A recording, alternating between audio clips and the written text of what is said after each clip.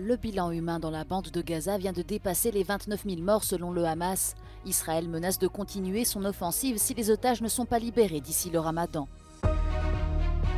Veto de la Hongrie. Il n'y aura pas d'appel commun de l'Union européenne pour un cessez-le-feu à Gaza. La veuve d'Alexeï Navalny demande à l'Union européenne de cibler davantage l'entourage de Vladimir Poutine. Le corps de l'opposant russe est toujours refusé à sa famille. Volodymyr Zelensky au chevet de ses troupes, le président ukrainien s'est rendu sur la ligne de front où les difficultés s'accumulent pour l'armée du pays.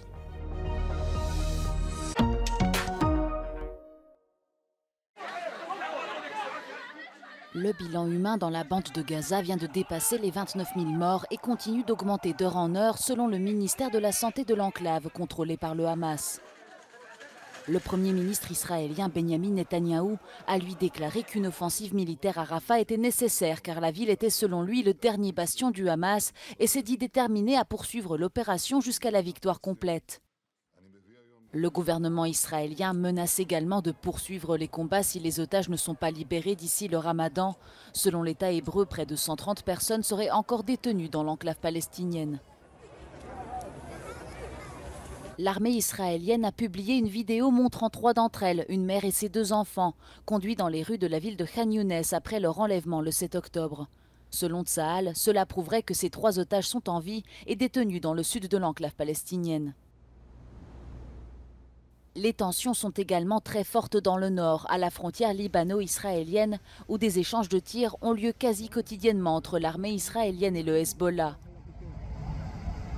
Lundi, des avions de guerre israéliens ont mené 2 frappes sur la ville portuaire de Sidon, dont un dépôt d'armes du mouvement islamiste selon Tsahal.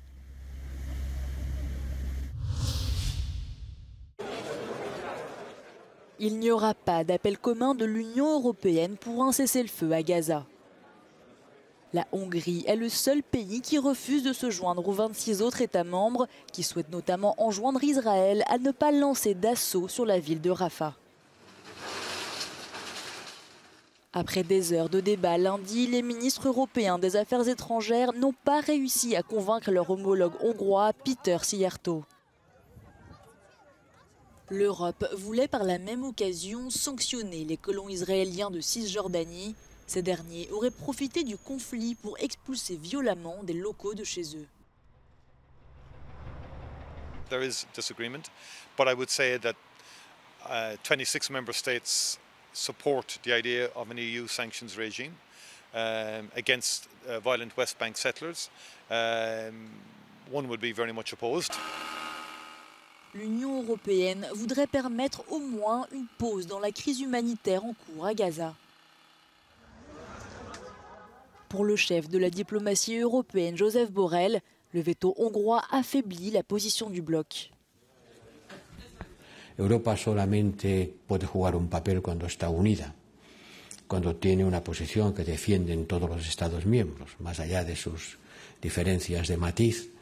Y en el caso del Medio Oriente es evidente que, aunque hemos hecho, creo, importantes contribuciones y en particular una prospección sobre cómo podría construirse la paz, es evidente que sobre este tema no existe una unanimidad. Tous les États membres doivent unanimement approuver les décisions liées à la politique étrangère de l'Union européenne. Avec son veto, la Hongrie bloque l'appel commun voulu par ses 26 voisins européens.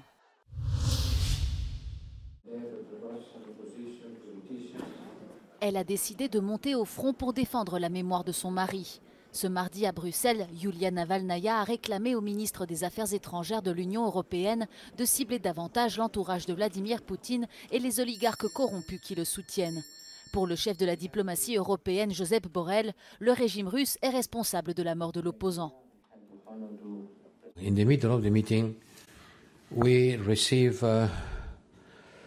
Yulia Navalnaya.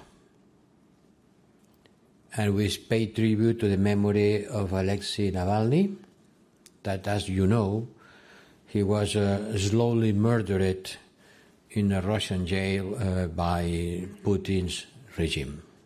I think these are the words. Slowly murdered in a Russian jail by Putin's regime. Yulia Navalnaya est apparue lundi dans une vidéo où elle accuse le dirigeant russe d'être directement responsable de la mort de son mari. En Russie, la famille traverse un nouveau supplice car on l'empêche de récupérer le corps de l'opposant. Sa mère, Lyudmila Navalnaya, s'est rendue à Salehard, capitale du district de Yamalo-Nenetsi, dans le Grand Nord russe, où Alexei Navalny purgeait sa peine de 19 ans pour extrémisme. Après plusieurs heures d'attente, elle s'est finalement fait expliquer qu'elle n'était pas autorisée à pénétrer dans une morgue où il pourrait être conservé et que les enquêteurs mèneraient pendant au moins 14 jours une prétendue expertise chimique sur sa dépouille. La mort d'Alexei Navalny a eu un écho dans toute l'Europe et au-delà. Des veillées sont organisées dans de nombreuses capitales. À Rome, un rassemblement aux chandelles a réuni des centaines de manifestants qui ont exprimé leur colère suite à la mort de l'opposant russe.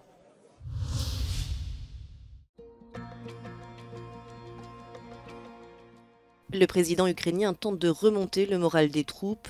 Volodymyr Zelensky s'est rendu sur la ligne de front ce lundi dans la région de Kupiansk. Une ligne de front sur laquelle la situation s'avère extrêmement difficile en plusieurs points, a reconnu le chef de l'État. L'armée ukrainienne qui doit faire face au manque d'artillerie reste suspendue à la décision de Washington, où le Congrès bloque toujours l'octroi d'une aide supplémentaire.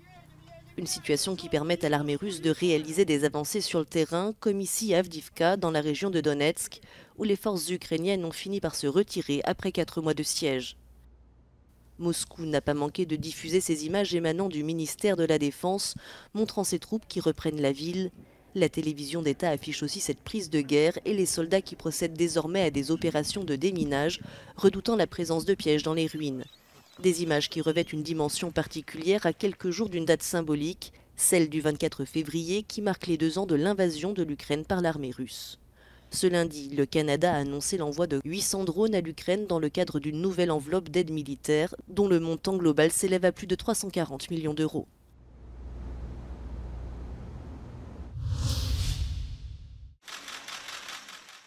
Poignée de main chaleureuse entre le Premier ministre ukrainien et son homologue japonais lors d'une conférence sur la reconstruction de l'Ukraine qui s'est tenue à Tokyo. Pour ce déplacement, le Premier ministre ukrainien était accompagné de représentants d'une centaine d'entreprises et institutions de son pays. Kiev et Tokyo ont ainsi signé une 50aine d'accords.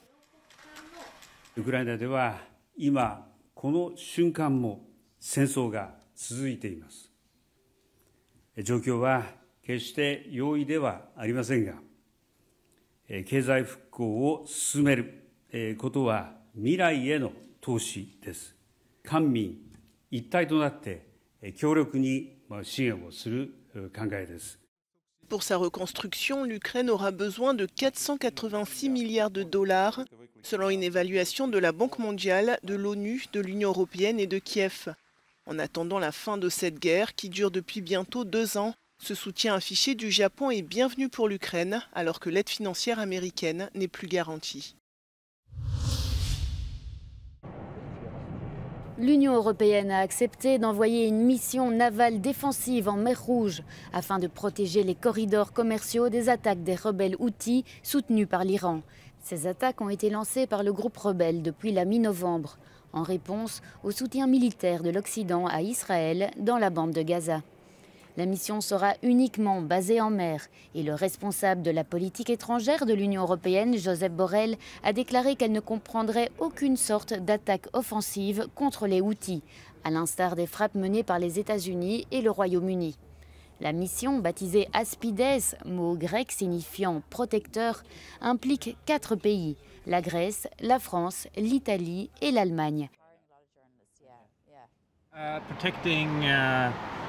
Commercial flows, open trade lines is an essential interest for Europe.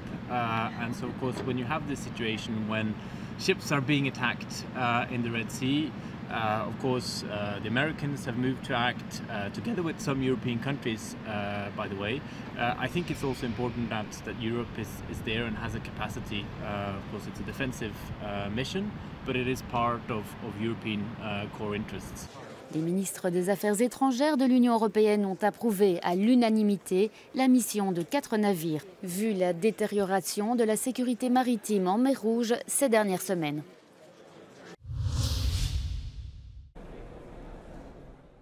Ursula von der Leyen affirme que l'Union européenne est plus forte et plus sûre aujourd'hui que lors de sa prise de fonction. La présidente de la Commission européenne vient d'annoncer qu'elle brigue un second mandat. Au micro d'Euronews, elle réitère l'importance d'investir pour la défense européenne. Europe has gotten stronger because we all understand how important it is to have a sound security spending and to be able to provide security and to defend ourselves. Look at the investment in security and defense. Last year it was around 280 billion.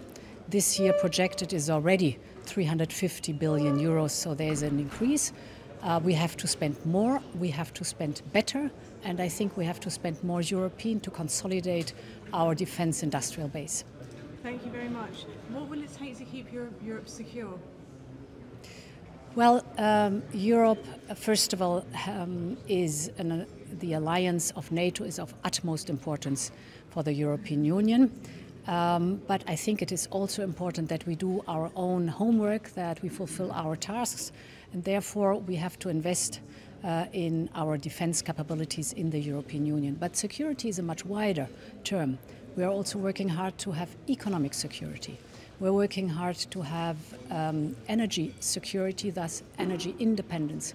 We have diversified our energy sources, and we have massively invested in homegrown renewable energy, because this gives us energy independence. So I see the term of security in a much wider sense. The most important part is make sure that our democracy is safe and secure.